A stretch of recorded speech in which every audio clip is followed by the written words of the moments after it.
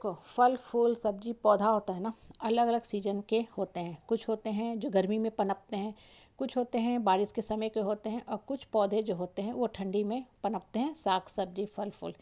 लेकिन एक चीज़ गौर करो, देखोगे हर पौधे के लिए एक फेवरेबल कंडीशन चाहिए, तभी वो बहुत अच्छा से फल फूल सब्जी ग्रो करता है। गर्मी का पौधा है, लेकिन अगर बहुत गर्मी पड़ रही है तो क्या होगा, पौधा जो है जल के ख़त्म हो जाएगा, नष्ट हो जाएगा। बरसाती पौधा है, बरसाती सब्जी है जो बारिश के समय होता है, लेकिन अगर बहुत ज़्यादा बारिश हो रही है तो जल उसके जड़ों में घुस जाएगी और वो पौधा नष्ट हो जाएगा, ख़त्म हो जाएगा। ठंड का भी पौधा होता है, फल फूल सब्जी होते हैं, लेकिन अगर बहुत ठंडा पड़ रहा है तो क्या हो जाएगा, वो पौधा कुम्हला जाएगा, पाला मार देगा और पौधा जो है ख़त्म हो जाएगा। तो देखो, ये जो बात है ना, ये क्या बता रही है कि हर पौधा को फल फूल सब्जी को ग्रो करने के लिए एक फेवरेबल कंडीशन चाहिए।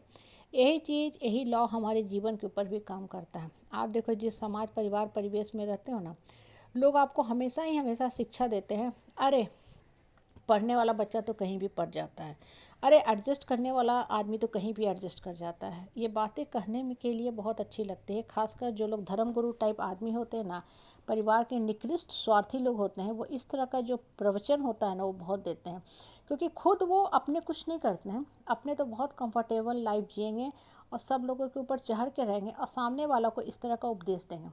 तो यहाँ पे देखो, आप स्पष्ट शब्दों में, खुले शब्दों में बोल दो, एडजस्टमेंट ज़रूरी है, रिश्ता चलाना ज़रूरी है, रिश्ते में लिहाज करना भी ज़रूरी है एक समय तक, लेकिन एक फेवरेबल कंडीशन में ही इंसान ग्रो करता है। अगर आप मेडिटेशन कर रहे हो, ध्यान कर रहे हो, बगल में बहुत तेज़ गाना बज रहा है, जैसे अभी शादियों का सीज़न चल रहा है, आप कितना देर मेडिटेशन कर सकते हो, मुश्किल से 10 से 15 मिनट, उसके बाद आप उठ जाओगे, मेडिटेशन नहीं हो सकता है। बच्चे भी पढ़ाई कर रहे हैं, उनको भी एक एकाग्रचित जगह चाहिए, शांत भाव से पढ़ने के लिए एक हेल्दी एटमॉस्फेयर चाहिए। बहुत तेज़ आवाज़ में गाना बज रहा है, लाउड स्पीकर चल रहा है, डीजे चल रहा है, बच्चा पढ़ पाएगा? नहीं, नहीं। सांस लेने के लिए ऑक्सीजन चाहिए, ऑक्सीजन भी कैसी होनी चाहिए, शुद्ध होनी चाहिए, जो हम लें तो हमारे बॉडी के अंदर जाए और हम एनर्जेटिक फील करें।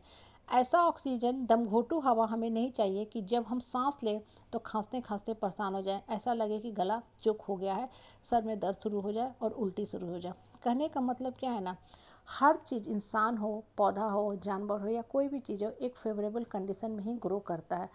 देखो, पहले सर्कस में ना जानवरों को रखा जाता था, तरह तरह का जानवर जो है करतब दिखाता था।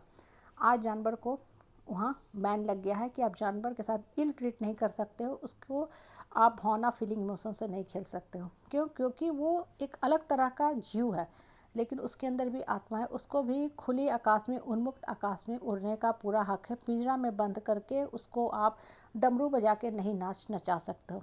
जब जानवर को इतनी फ्रीडम है तो इंसान तो सबसे अधिक चेतनशील प्राणी है, इंसान को तो सबसे ज़्यादा फ्रीडम चाहिए। कहने का मतलब क्या है कि हर इंसान तभी ग्रो करता है जब उसको एक फेवरेबल कंडीशन मिलता है, जब उसको उठने का, बढ़ने का स्वतंत्र आज़ादी मिलता है, जब उसका माइंड जो है स्वतंत्र रूप से सोच पाता है कि हमको ये करना है।